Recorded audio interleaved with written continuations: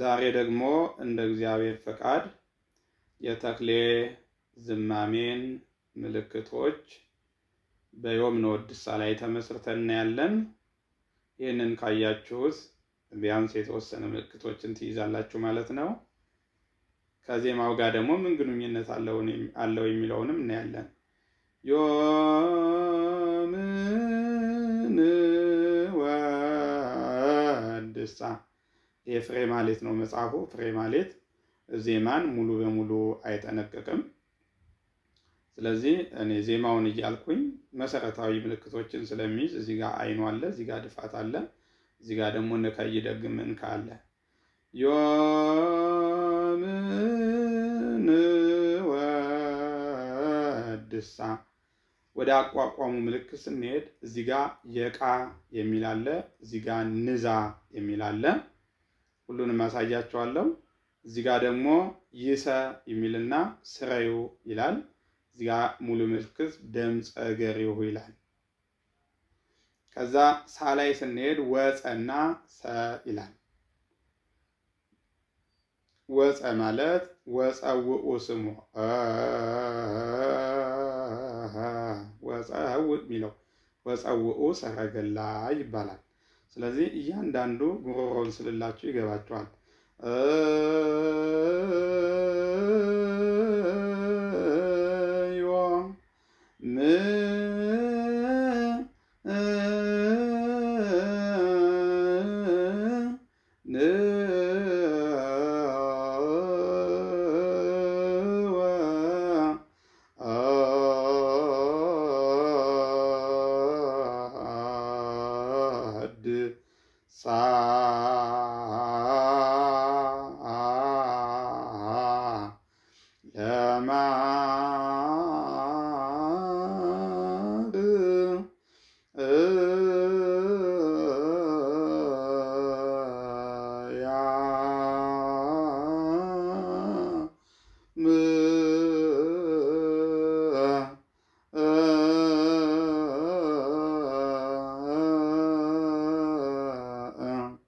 አስተውሉ። ደምፀ ገሪሁም ተመሳሳይ ነው።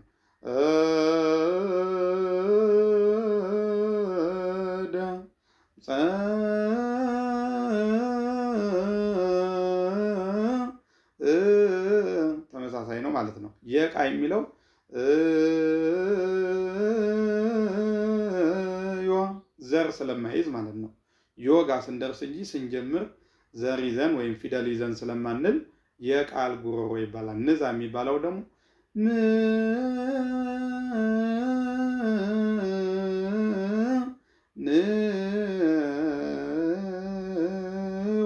ይሄ ንዛ እያለ የሚሄደው ንዛ ይባላል። ሳ ይሄ ደግሞ ወፀውኡ። ለማርያም ያው በሰማያት ይላል።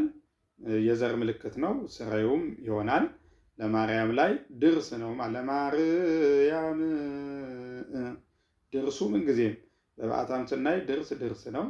እዚህ ላይም ድርሱ በድርስነት ይቀጥላል ማለት ነው። ልድገምላችሁ።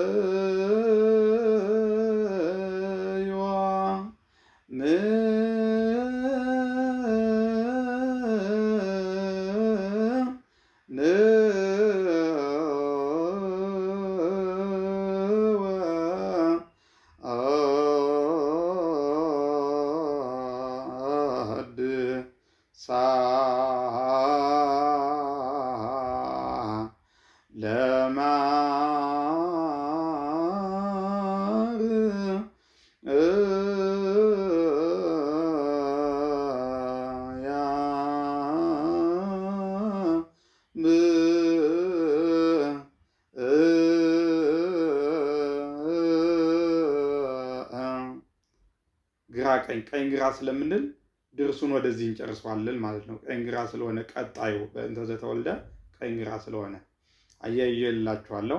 በእንተ ዘተወልደ ላይ ስንመጣ ቀኝ ግራ ይላል።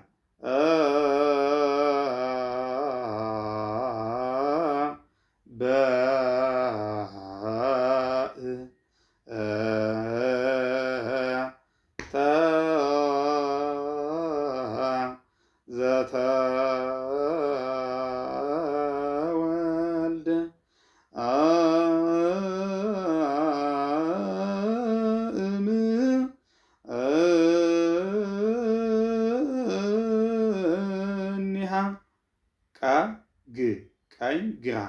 ከዛ እዚህ ጋር አ ማለት አንሳ ማለት ነው። አንስተ ምታ። ይሄ ምታ አንስቶ መምታት ማለት ነው።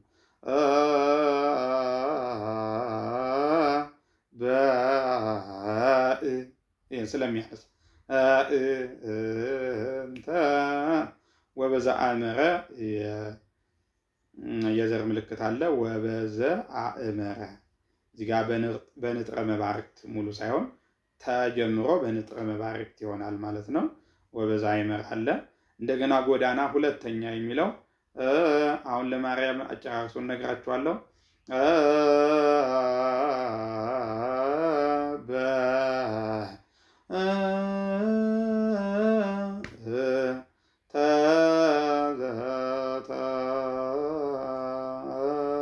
ከዚህ በኋላ አንድ ነው። ስለዚህ ለማርያም ላይ ስናያይዝ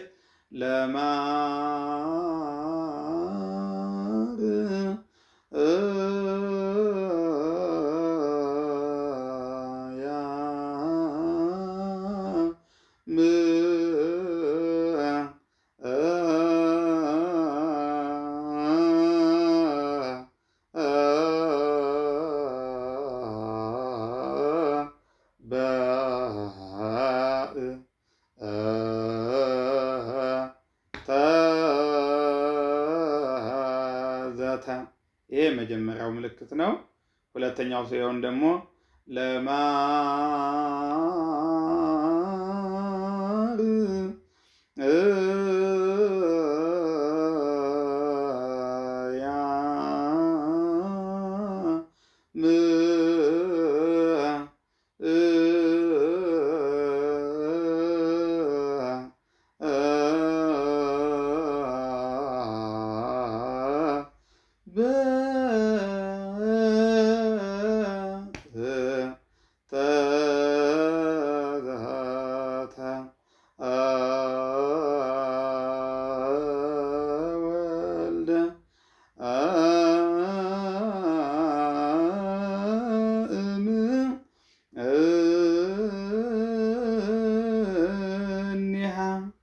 ወደ መንክር ግርማ ነው የምንሄደው።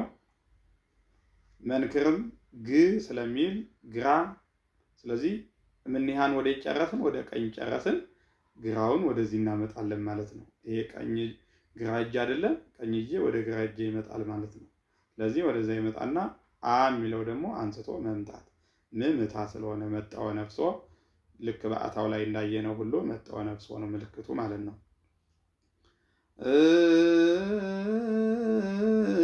እኒሃ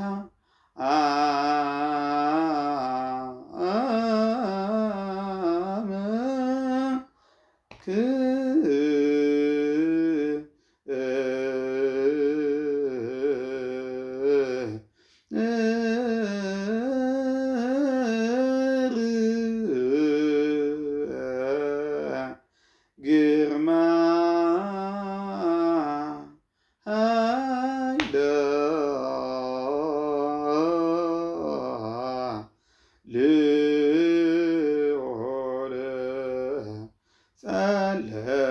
ምልክቶች አንድ ናቸው። ከመይኩኖ ሰማይቶ ብለን ነበር የበዓታው ላይ። እዚህ ላይም ከመይኩኖ ነው፣ ምልክት ሳይሆን ጉሮሮ ነው ልዩነት ያለው ማለት ነው። የተክሌው ከመይኩኖ እና የበዓታው ከመይኩኖ አይገናኝም ጉሮሮ። ስለዚህ መንክር ግርማን ስላቸው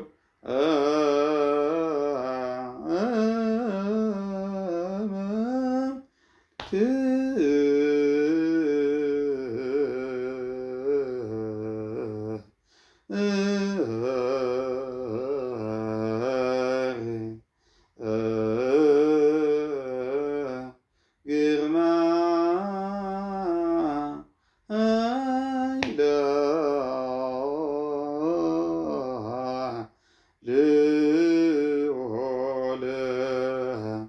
ጸለላ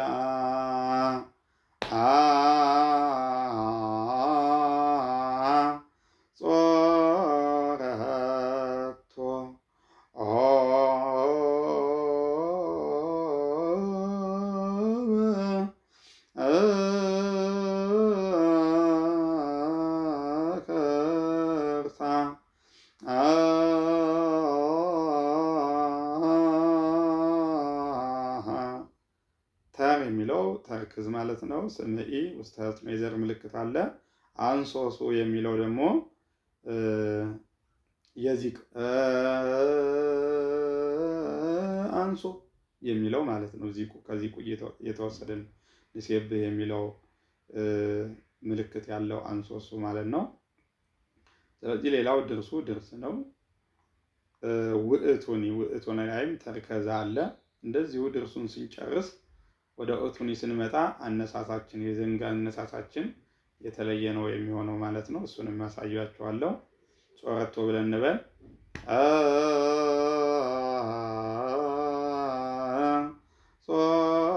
ጾረቶ ወደ ላይ ታወጡና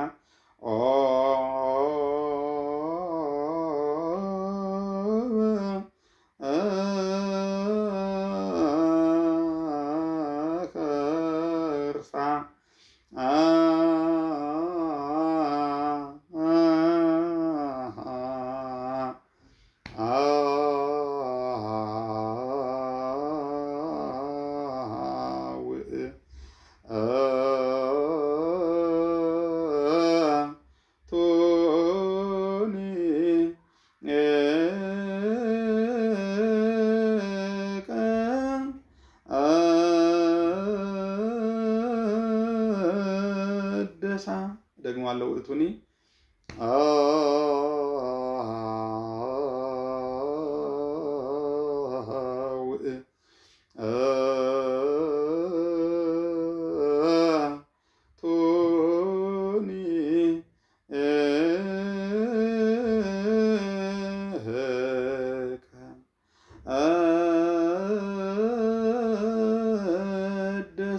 መንክር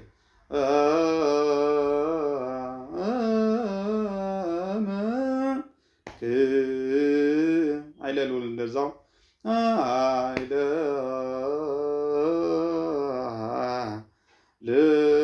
ልኦለ ጸለላ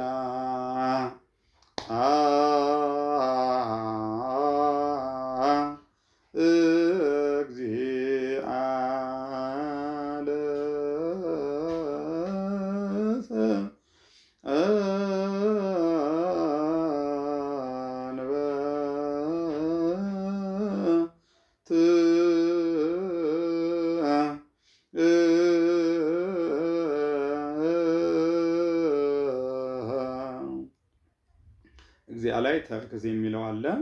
ከዛ ወቀቦ ወቀብኦ ይልና ለትርከዛው ወይም እግዚአ ለሚለው ወቀብኦ ይልና ለዝናም ይላል። ደምፀ ገሪው ለዝናም ማለት ነው። ከመዝሙር የተወሰደ መዝ ማለት መዝሙር ከመዝሙር ላይ ነው የሚገኘው ማለት ነው። አቡ ማለት ደግሞ ይሄኛው ደግሞ ወቀቦ የሚለው ደግሞ አቡን ላይ ነው የሚገኘው እያለ ነው። ከዛ ወአቡሃም ቅድም በከርሳን እንደተረከዘ ነው የምንተረክዘው።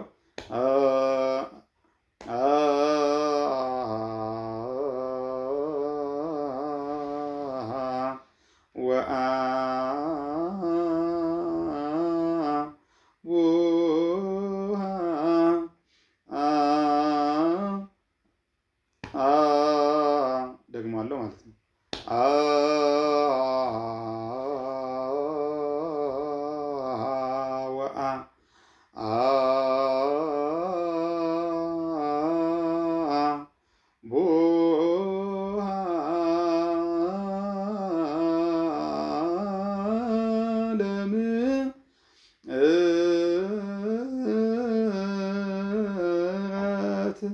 በንጥረ መባርክት እንዳለ ነው። አምሳሉ ይላል። አምሳሉ ይሄ እስከ ወአቡሃ ድረስ ያለው ማለት ነው። ሀ ብሎ ኪጉሮሮና ለምረት ግን ከአምሳሉ ጋር አይገናኝም። ስረዩ ይላል። ስረዩ ማለት ነው። ያዝ ማለት አላይ ያዝ ነው። አላይ ጉሮሮ ስላለው ትርከዛውም አላይ ያዘው። ወአ አድረስ ነው ማለት ነው። ትርከዛው የሚያገለግለው ወ አይልም። ወአቡ አይልም ማለት አላያ ስላለ አድረስ ተረክዛለህ ማለት ነው። ከዛ መንክር ግርማ እንዳለፈው ነው። መጣው ነፍሶ ማንሻው ማለት ነው። ልዩነት የለውም። አስተውላችሁ እንደሆነ በአታው ላይ ልዩነት ነበረው።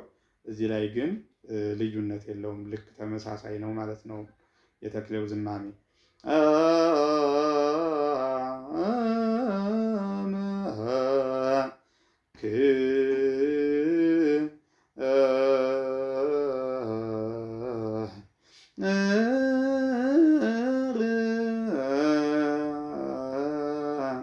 ግርማ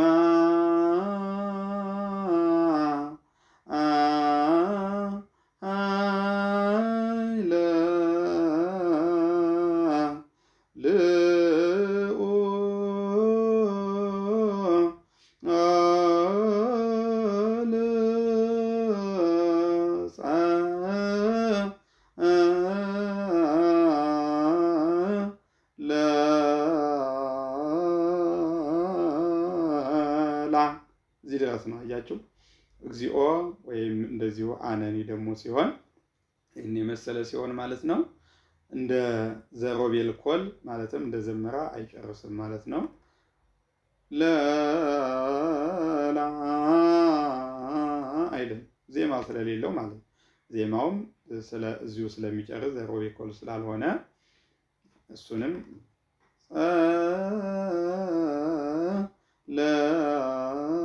ለላ ብለን ነው የምናቆመው። ይሄ ቀስት የሚያመለክተው ጸለላ እዚህ ጋር ነው ያለው ለማለት ነው። ስለዚህ እዚህ ጋር ሳይጻፍ ቀርቶ እዚህ ጋር ተጽፏል ማለት ነው።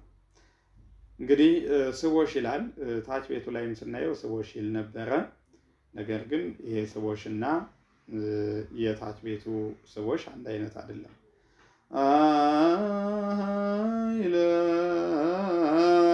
የሚል አለው ለላይ ያለው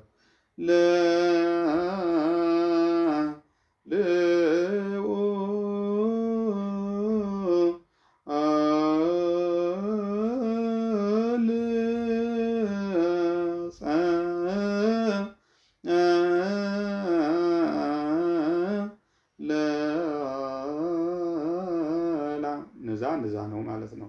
ቅድም እንዳያችሁት አማን ወቱራ መላእክት ይከልልዋ እዚህ ጋርም ይመታል ተላይም ይመታል። ሁለት መንገድ አለው ማለት ነው።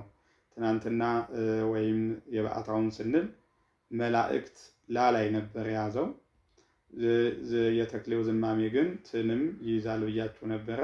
ስለዚህ ላንም ትንም ይይዛል። ዜማው የሚመስለው መላእክት ይሄንን ነው። መላእክት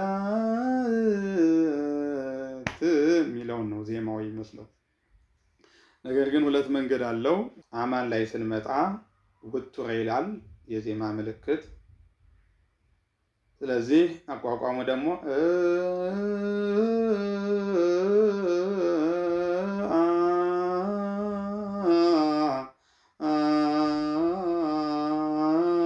አማን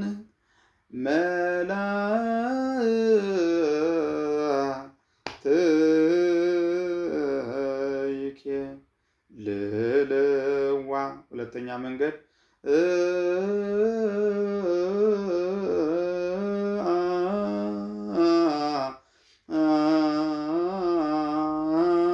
አማን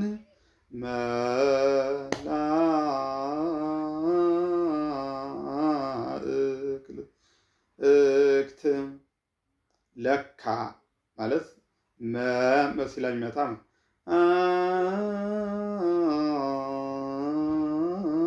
አማን ይሄ ማለት ነው። ለካ መላ የመታ መስሎ ስለማይመጣ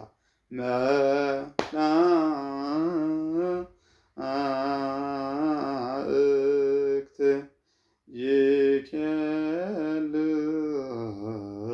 ይከልልዋ። ስራዩ መላእክት ስራዩም ሊሆን ይችላል።